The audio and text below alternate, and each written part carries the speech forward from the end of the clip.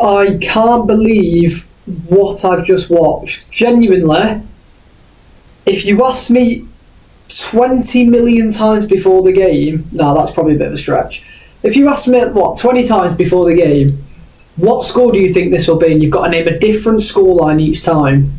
4-0 Tottenham would never have even crossed my mind. It would never have crossed my mind. Now, straight away, well done, Tottenham. Honestly.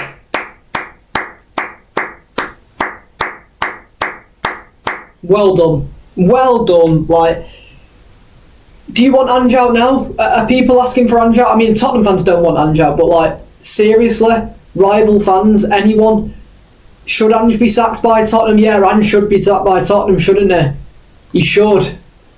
It's just beat 4-time Premier League winners in a row, Manchester City. 4-0 at the Etihad. Like, you've got to give credit to Ange. You've got to give credit to Tottenham. I'm genuinely speechless, but let's get into it straight away. Honestly, like, I can't even, like, I don't even know what to say. Like, let's just start with the start of the game, okay?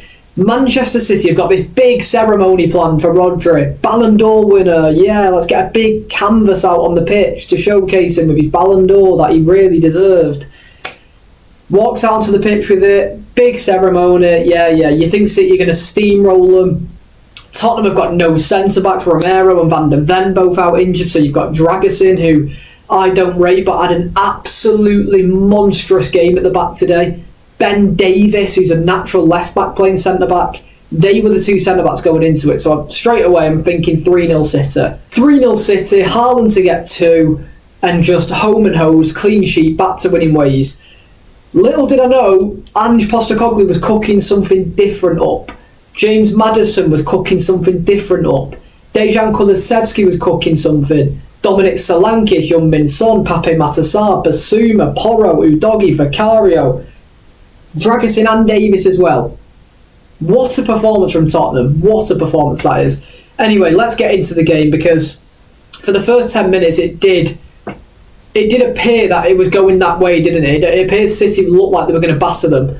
Absolutely just creating a lot of chances. Tottenham was struggling to get out the half. But then they always have that glimmer, don't they, Tottenham? Especially against City. On the counter, and I've said it for ages this season, without Rodri, City in transition are terrible. Terrible. Any team can get at City and probably can get a goal. Because this is what I'm saying. Southampton in transition at the Etihad, they could have easily scored a few goals there. Ipswich scored a goal. I'm basically naming every team, but I can't wait for that Liverpool City match next week. I think at Anfield as well. That's going to be tasty. That's going to be tasty. But anyway, we need to focus on this game. City in transition are awful. I don't get why. I mean, obviously they don't have Rodri, but we can't keep going back to that.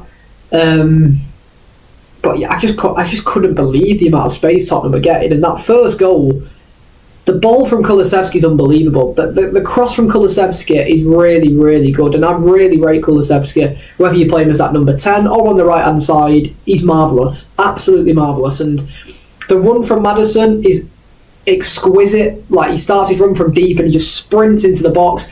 Gundogan, right, I need to start saying this. Gundogan's washed at this level. Gundogan's done. Kyle Walker's done. Both of those two players are done at this level. I've said it. Gundogan, yeah, let's bring him back. Big story coming back. Come home to Manchester City. Come home. We want you home. He needs to go back to Germany. Like, he needs to go and play in Saudi. He needs to go and play in Turkey and Russia. Maybe not Russia. You don't want to go to Russia, but Gundogan is done at this level. I think he loses Maddison. He starts off by just staring at Maddison in the face. He turns his back, sees Kulusevski with the ball, takes his eyes off him for about 5 seconds. He goes like, he's looking around. He's lost his man, and he has the audacity to point at John Stones. Hey, Stones, there, go and get him, will you? Maddison volleys it home, 1-0. Get your darts out, boom. 1-0 Tottenham. Very, very nice goal. And then the second one is even... The defending for that is so bad. I mean, the pass from Son's unreal. Like, Son's got that about him, hasn't it? Like, he can do like a slide ruled pass. He can do a pass, he's looking one way and pass it the other way. He's got that in his locker, and that pass was really, really cool. Oh, I've really just cringed saying that. No. Why did I say really, really cool? Why did I say that? Oh, that's genuinely... That's give me the ick. I've icked myself out. What am I doing?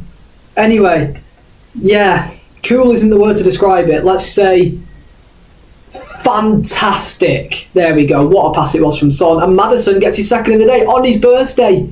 The darts are flying everywhere. You think he's Luke Littler just chucking them about.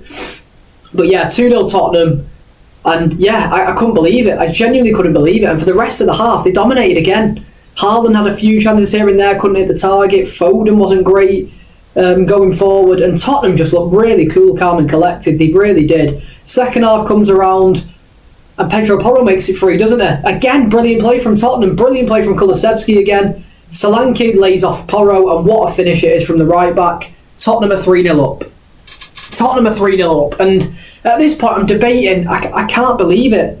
I want to stick Alan Carr's picture slam on at the same time and just have both on at the same time, but I didn't. I'll watch that and catch up later.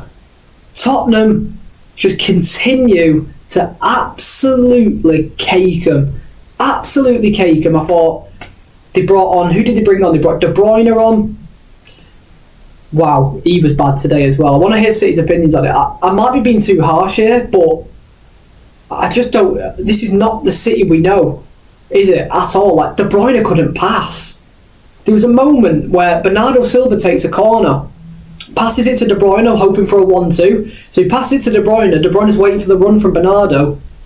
He passes it out just for a goal kick. He just absolutely levers the pass. It's not like De Bruyne, who lost his head a little bit. A few dirty tackles here and there. Bernardo Silva did the same. They were losing the Red City. They weren't in it. They were not in it. And Maddison just kept getting hold of this ball, making it tick. What a player James Maddison is, by the way. When he's on it, again, he's on it. He needs to give him that role in the number 10. Let Basuma and Assar sit behind him, because they're unreal as well. And just let Maddison have that free roam, because he can create magic. And that is what he did today. Unreal performance. Like, that front four from Tottenham today. Maddison, Son, Kulusevski, Solanke. What? Just a joy to watch. Now, a lot of fans and stuff have been saying, get Ange out, he's going to be the next manager to go. Stupidity, because yes, Tottenham haven't been getting the results, and they still are a bit of a bipolar club. They can lose to Crystal Palace and hand Crystal Palace's first win of the season. They can lose at home to Ipswich and hand them the first win of the season.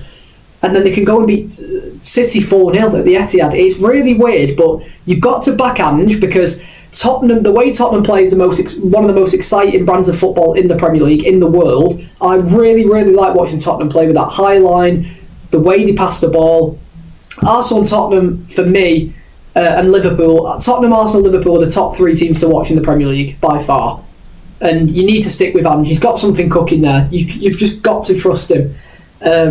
Yeah, immaculate performance from Tottenham. And again, it's not even finished there. I'm acting like it finishes 3-0. Does it heck?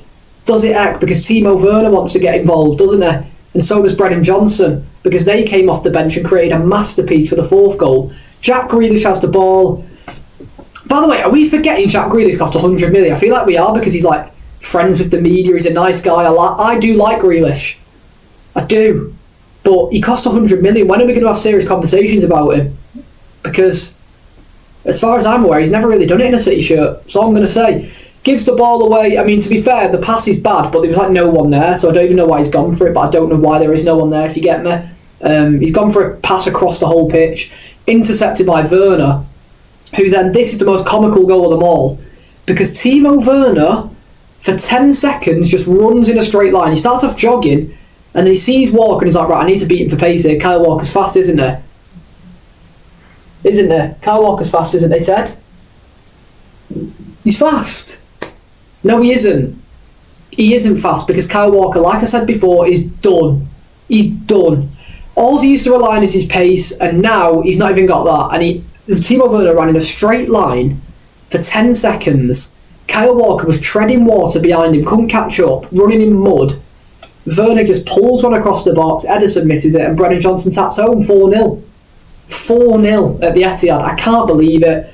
Tottenham fans are in City fans are in disarray.